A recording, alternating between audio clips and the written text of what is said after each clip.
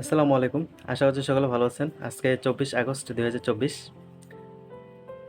হঠাৎ করে বাসা যাওয়ার কারণে ২-৩ দিন পড়া হয়নি। আজকে থেকে আবার শুরু করতেছি। আজকে বাংলাদেশ থেকে পড়ব রাজনৈতিক ব্যবস্থা। চ্যাপ্টারটা ছোট আছে, একদিনে শেষ করার চেষ্টা করব। সাধারণ গণিত থেকে পড়ব সরল ও দ্বিপদী সমীকরণ। প্রিভিয়াস এমসিকিউ থেকে পড়ব ২৭তম বিসিএস। ইংলিশ থেকে পড়ব ভার্ব ও ভোকাবুলারি। ইংলিশ লিটারেচার থেকে পড়ব রোমান্টিক পিরিয়ড এবং রিটেনের জন্য ইংলিশ ও গণিত দেখার চেষ্টা করব। তো চলুন শুরু করি। আজকে বাংলাদেশ দিয়ে শুরু করি। বাংলাদেশের রাজনৈতিক ব্যবস্থা এটা আজকে শেষ করব ইনশাআল্লাহ। আজকে দিনের শুরুতে বাংলাদেশ বিষয়াবলী দিয়ে পড়াশোনা শুরু করছি। বাংলাদেশের রাজনৈতিক ব্যবস্থাটা পড়লাম। চ্যাপ্টারটা ছোট ছিল, গুরুত্বপূর্ণ কম, তবে এখানে একটা টপিকই গুরুত্বপূর্ণ বেশি। প্রথমে এখানে দেওয়া আছে রাজনৈতিক দল, তারপরে দেওয়া আছে সুশীল সমাজ। এই টপিকটা একটু গুরুত্বপূর্ণ, এখান থেকে 10 থেকে 11 বার প্রশ্ন আসছে। তারপরে আরেকটা টপিক আছে, সেটা হচ্ছে রাজনৈতিক পরিক্রমা। তো এটা একটু রিডিং পড়তে হবে, প্লাস এমসিকিউগুলো একটু দেখে নিতে হবে, তাহলে হয়ে যাবে। তবে এটা সবচেয়ে বেশি বেশি পড়তে হবে সুশীল সমাজ এই টপিকটা, কারণ এখান থেকেই প্রশ্ন বেশি বেশি আসে। তো বাংলাদেশ আজকে এ পর্যন্তই।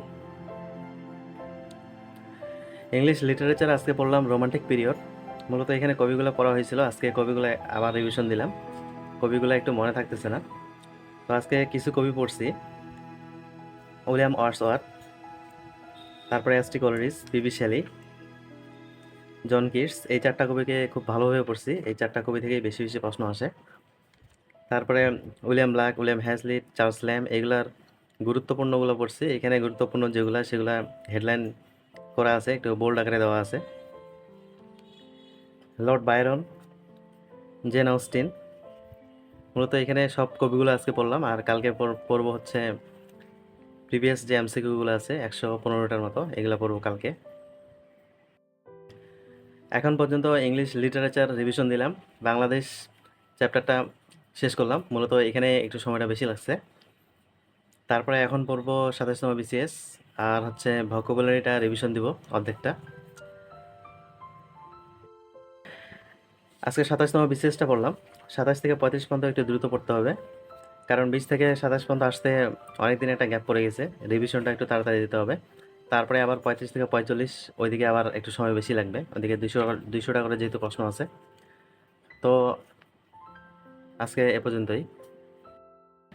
ওয়ান প্লাস পাবলিকেশনের বই থেকে পিএসসির সিনোনিম অ্যান্টোনিমগুলো পড়তেছিলাম। তো সিনোনিমটা আগে পড়া হয়েছে, অ্যান্টোনিমটা পড়তেছি। অ্যান্টোনিমটা 110টার মতো আছে, একবার পড়ে ফেলছি, এখন সাথে সাথে আরেকবার রিভিশন দিচ্ছি। তো আজকে অর্ধেকটা রিভিশন দিছি, প্রায় 55টার মতো। কালকে বাকিটা রিভিশন দেবো কালকে। মূলত বাসা থেকে আসার কারণে আজকে তেমন একটা পড়ারও বেশি সুযোগ হয়নি। তারপরে আবার টিউশনই ছিল, এটার জন্য একটু সময়টা মেনটেন করতে পারিনি আজকে। কালকে বেশি বেশি করে পড়বো।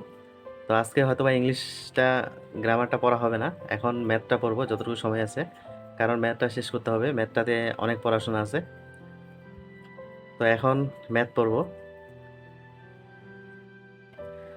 আজকের দিনের সর্বশেষ পড়াশোনা গণিত। ইংলিশটা পড়তে পারিনি, কারণ ম্যাথটা আজকে শেষ করতে হবে। এখানে রিটেন টাইপের প্রশ্ন আছে অনেক বেশি, এখানে শর্টকাট তেমন একটা প্রশ্ন নাই বললেই চলে। এই ম্যাথগুলো করতে একটু বেগ পেতে হয়েছে আজকে অনেক। তাছাড়া সবগুলো ম্যাথে একটু বড় বড়, ছোট ছোট ম্যাথ একটু কমই আছে, আবার ম্যাথগুলো একটু কঠিন। এখন পর্যন্ত যতগুলো চ্যাপ্টার পড়লাম তার মধ্যে সবচেয়ে কঠিন হলো এই অধ্যায়টা, আমার মনে হলো।